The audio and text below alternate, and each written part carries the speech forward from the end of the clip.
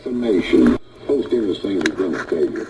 I haven't seen any jobs created out of it. All I've seen is that the traders on Wall Street are able to give out the same kind of multi-million-dollar bonuses as they have in the past. How they are going through hundreds and hundreds and hundreds of millions of dollars without any accountability.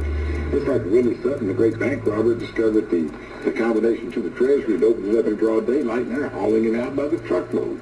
You know, you just can't print money like that, like they're printing it, without devaluing the dollar and devaluing everything that, America's entire economic stand. It's going to come to rest. It's going to hurt us.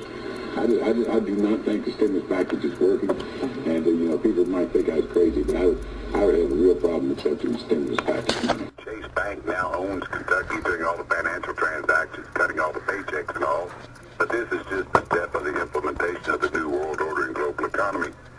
Kentucky has been the victim of free trade, where human beings no longer count as part of the trade relationships, and now they're doing it to us on a domestic basis where human beings no longer count. So what's happening is that we're being taken over by the people I call the petrochemical, pharmaceutical, military, industrial, transnational, corporate, fascist, elite SOBs, who've never said the Pledge of Allegiance to the flag of the United States of America or to the republic for which it stands, and they're not warm and fuzzy about you and me or our children or grandchildren, and they see the Constitution and the Bill of Rights as impediments to the implementation of a new world order and global economy. And, this is just one of those small steps towards that globalization. I ain't going down without a fight, and we're going to use the state of Kentucky to do exactly that. I'm a very good-water conservative, and I don't listen to Limbaugh and Hannity. I listen to Jefferson and Adams and Washington and Franklin. Those are my advisors in how to get the state of Kentucky out of poverty. We're trying to rediscover the values that were supposed to make America great and did at one time before they came under such assault. We've got to return transparency and integrity and trust into the system itself, because there's a lot of good-minded, well-intentioned people who won't even take part in the political process now because it's so mean-spirited and corrupt. We need to get the decent-minded people back involved in the running of the people's affairs.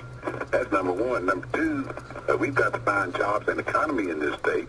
We've got to downsize government. We've got to put less taxes on the people. The corporations have gotten so many tax exemptions in the state of Kentucky that it's the wage earner and the small business that are bearing the brunt of the cost. Kentucky has a thing called the Council for Economic Development that gives out tax incentives to get jobs to locate here. And in 1993, the head of that said publicly, I have a plan for every Kentuckian. By the year 2012, 80% of Kentuckians are going to be earning $8 an hour. Well, how do you like it so far? Who's going to buy the houses? Who's going to buy the cars? Who's going to start the families? Those corporate dividends, fighting in $8 an hour jobs, that's not creating a tax base. We're never going to be able to tax those $8 an hour earners. So what that does, it just puts extra dividends into the pockets of these shareholders. And so it is a cannibalism. Well, that's like J.P. Morgan outsources the unemployment phone banks and the welfare phone banks India. I mean, if you're going to have welfare, the job servicing it by law should be in the United States. So my brother-in-law went through a Wendy's the other day, and he went across a little ding-dong, and the lady took his order, and he got it, and he said, "You sound nice, I'd like to buy you a Frosty." She says, "I'm sorry, you can't." He said, "No, I'd like these." She says, "You can't, sir, I'm in India." I mean, drive-through at Wendy's, they're paying... Who was hitting on the Wendy's girl? My brother-in-law was trying to buy her Frosty, but she was in India. Boy, he's something else. You guys, I tell you, going back to high school and college, that is the quickest way to get a date, is just go after the waitress. Hey, now listen, Alex, I'm at that age where the mother and the grandmother all look good to me, so don't be talking about it. Oh, I'm married, but it's funny. I know, your brother-in-law must be hilarious. Wait a minute, brother-in-law, he's married, and he's talking to the girl with the Frosty. Now, something's going on here. I think you just got him in trouble. He just wanted to be nice to her. Buy her a Frosty. That's it. Kentucky's at a heck of a crossroads, as is America. This election is a microcosm of next year's election. I can feel the tsunami coming on, Alex. I can feel it out there.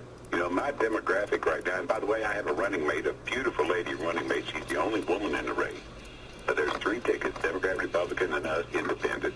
She's the only woman in the race. She's got 6 children, 2 of them adopted. One of her natural children is special needs, so we know where rubber meets the road. You can go to Gatewood.com and buy her a Frosty.